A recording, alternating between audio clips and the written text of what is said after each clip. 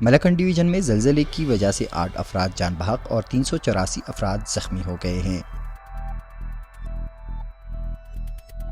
बुध की रात मुल्क के बेशतर हिस्से शदीद ज़लज़ले से लरज़ उठी, जिसके बाइस मुतादिद मकानात को नुकसान पहुंचा।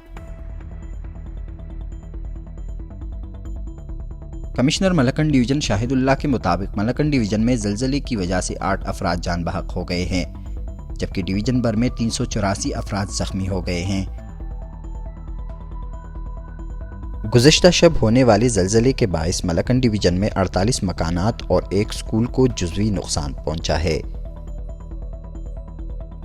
वक़ास हारून, sportstory.news।